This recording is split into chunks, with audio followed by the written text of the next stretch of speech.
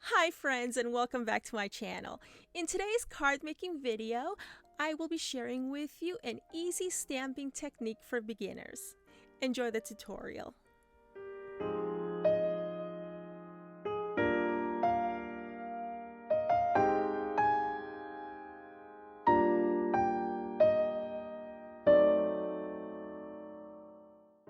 We begin with a card base. It is an A2 size card, which means it's 5.5 by 4.25. Next, I'm showing you the black mat that we'll be using, and that black mat is 5 3/8 by 4 1/8. And last but not least, the white piece of cardstock is 5 by 4. And we're also going to use some ink, and I showed you the inks that I'll be using, and I'm sure that there are plenty of color inks available in CRAFTSTASH, and you can use a stamp of your choosing. I will be using the Daisy May stamp that I'm showing you there. Since this is the second stamp that I'm making like this, I have already said everything beforehand on my stamping platform. This stamping platform is by Hunky Dory, and it is available at CraftStash. And no worries, I will be leaving links to everything that you see here that is available at CraftStash in the area underneath this video, or in my blog post area.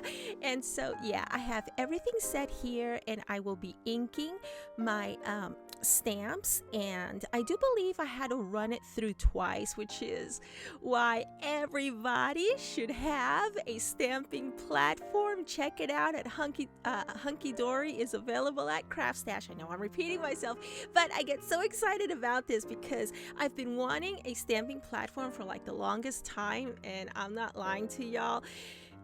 CraftStash has the best prices on these, so go ahead and check them out after the video. So now comes the easy part, and oh my gosh, this is so easy. You're going to take your daubers and you're going to begin at the outside of your card, and you're going to go in circular motions. Now you see that green piece of paper that I have in there. I put it beforehand because I knew that I wanted to start outside of the card, and so you're just basically going in a circular motion, and you're blending everything in. And of course you're going to start with the lighter color, and then you move on to your darker color. And for your darker color, what you're going to do is you're going to start on the other end, so that way you can get a true color to whatever shade that you're using. And once again, you begin on the outside with circular motions. That way you don't leave any circle spots. I used to do a lot of that until I figured this out. And so yeah, you just go in, and then once you have done your spots, you start blending everything into your heart's content. You can go you can go in as high as you want or as low as you want. Me, I just like to see kind of like a nice blend. It turns into an orange, and it was looking a little bit on the pink side to me, so I went in a little bit further and I made it dark. What I'm showing you there is this line. As you go in to blend it in, you see these dark lines. So I have a remedy for that.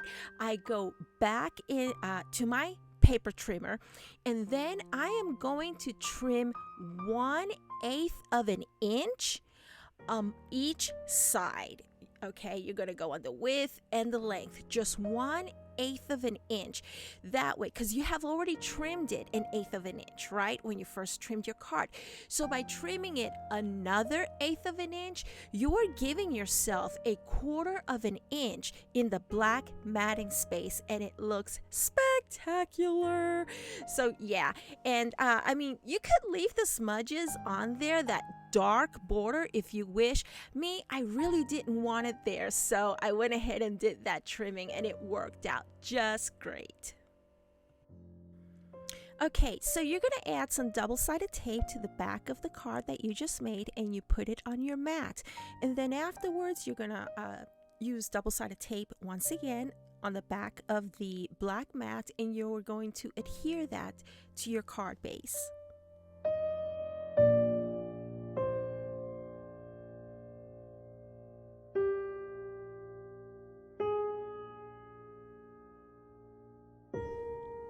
Okay, so now you're going to take a white jelly roll pen or a white marker, something with a fine tip, and you are going to just shade in a couple of pieces here and there.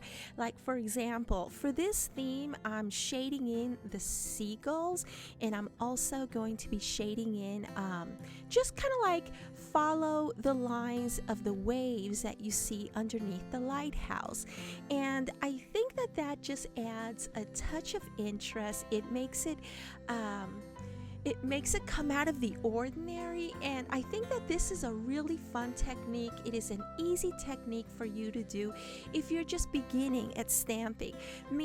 I've admitted in the past, and I will admit once again, I stink at stamping.